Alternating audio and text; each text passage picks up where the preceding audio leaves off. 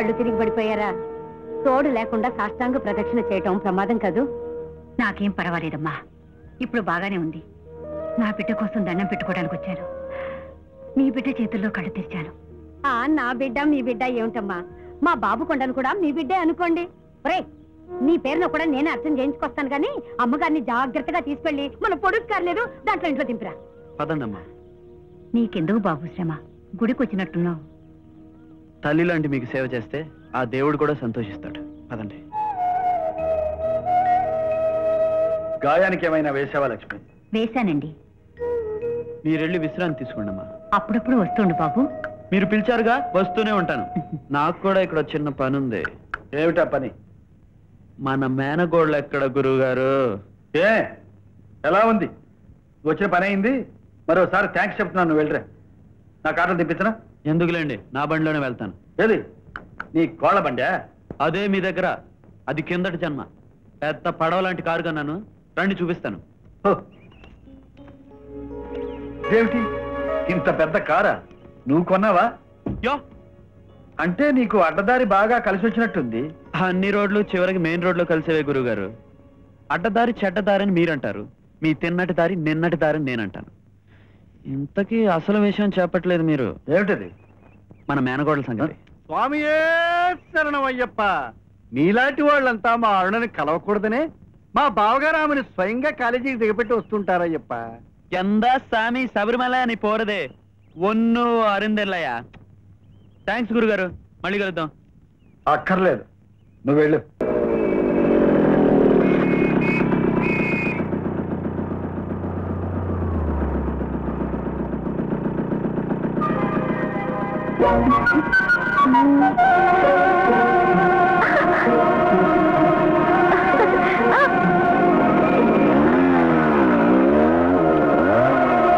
Sir, signal అవుతుంది. Sorry.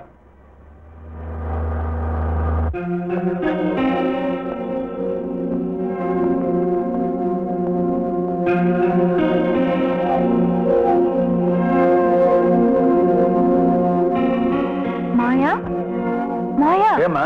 ఈ రోజంటే కాలేజీకి రాలేదు మీరు?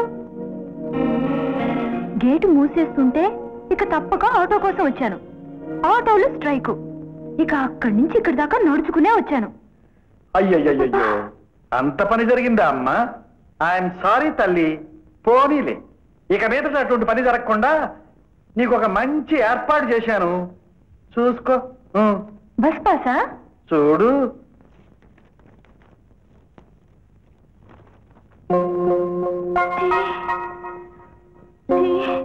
టీ కాదు, నేను తాగుతున్నది కాఫీ. చూడు. ఇదేంటి మావయ్య టీసీ తెచ్చావు? మరి నిన్ను కాలేజీ చదువు ఎందుకు మానిపించానో ఇంట్లో వాళ్ళందరికీ తెలియాలా? నువ్వు చదివి ఉద్ధరించాల్సింది ఏమీ లేదు. ఆ డిగ్రీ ఏదో ఇంట్లోనే ప్రైవేట్ గా చదివి పూర్తి చేయి. వెళ్ళు. కనబడుటలేదు. 20 సంవత్సరాల వయస్సు, దబ్బపండు ఛాయ, 5 అడుగుల 6 అంగుళాల ఎత్తు, 52 కేజీల బరువు, అన్నీ ఆయా పాళ్లలో ఉన్న అరుణ అనే అమ్మాయి కనిపించటలేదు. ఆచూకీ తెలిసిన వారు ఈ క్రింది చిరునామాకు తెలియపరిచిన అమ్మాయిని తీసుకొచ్చి అక్కడ అప్పచెప్పిన తగిన పారితోషికం ఇవ్వబడుతుంది. చిరునామా మిస్టర్ ఎం రవిబాబు, 23-64-612/B, చిలకలగూడ, సికింద్రాబాద్.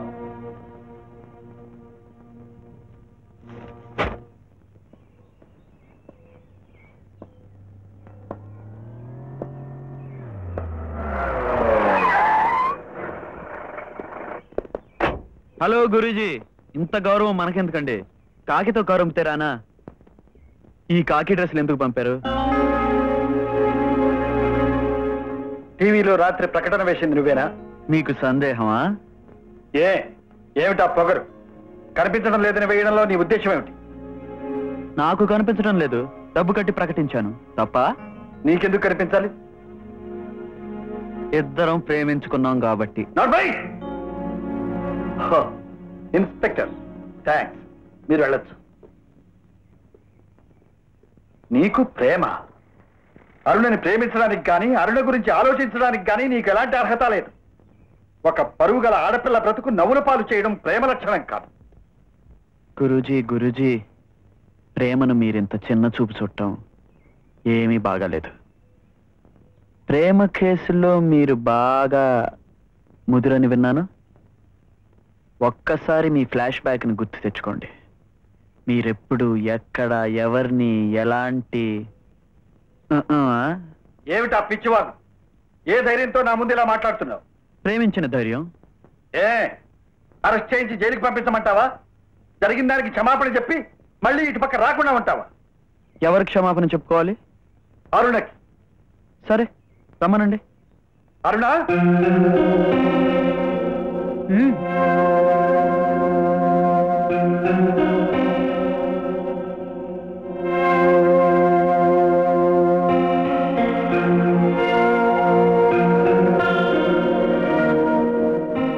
నన్ను పెళ్లి చేసుకోవడం నీకు ఇష్టమైతే ఈ క్షణం నాతో కారెక్కు.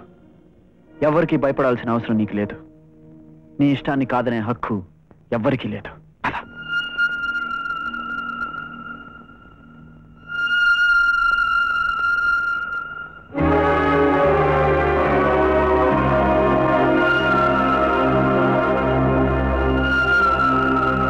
తాగుబోతువి. నీకెందుకు పెళ్లి ప్రేమ? ఒక్క అతన్ని బయటికెట్టాయి.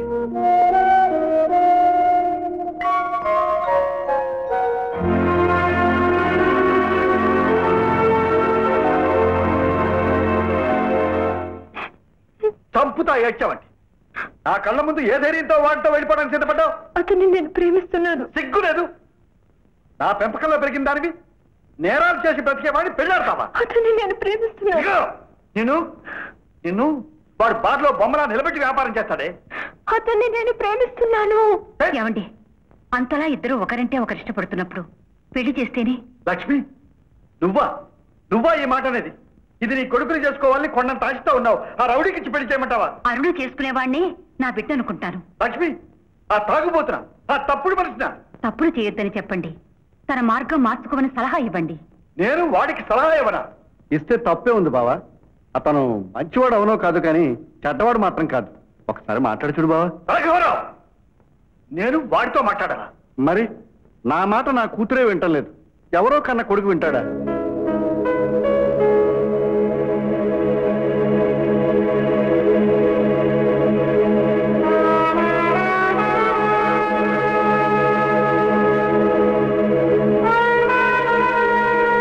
రండి గురుగారు, కూర్చోండి.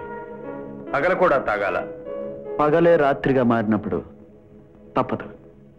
ఏం పుచ్చుకుంటారు? నీ దగ్గర ఒక మాట పుచ్చుకుందావని వచ్చా. ఏమిటది? నువ్వు నిజంగా అరుణని ప్రేమిస్తున్నావా?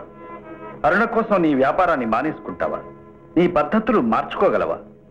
అరుణ కోసం నీ సంబంధాలు, పాత స్నేహాలు మానుకుని కొత్త జీవితాన్ని ప్రారంభించగలవా? ఎందుకు ప్రారంభించాలి? నీ పద్ధతులన్నీ నాకు సరిపడవు గనక. అసలు మీరెవరు? అరుణ తండ్రా? నా తండ్రా ఈ విషయంలో జోక్యం చేసుకోవడానికి? అరుణ నా మేనకోడలు. నా కోడలిగా చేసుకోవాలని ఆశపడి క్రమశిక్షణతో ఒప్పించాను. అరుణకు కాబోయే భర్తే నా కొడుకని ఇప్పుడు తృప్తి పడదామనుకున్నాను. నా కొడుకు ఎలా బ్రతకాలని కోరుకున్నాను, అరుణ భర్త కూడా అలాగే ఉండాలని కనీసమైన కండిషన్ లాంటి కోరిక. పెద్దవారు నన్ను వెతుక్కుంటూ వచ్చారు. మీరంటే నాకు ఎప్పుడూ ఇష్టమే. మీ మనసు కష్టపెట్టి మాట్లాడడం నాకు ఇష్టం లేదు. అలా అని మీరు నా మనసు కష్టపెట్టి మాట్లాడడం మర్యాద కాదు. అసలు నేనేం తప్పు చేశాను? ఎవరినైనా ముంచానా? ఎవరి గొంతైనా కోసానా? ఎవరినైనా చంపానా?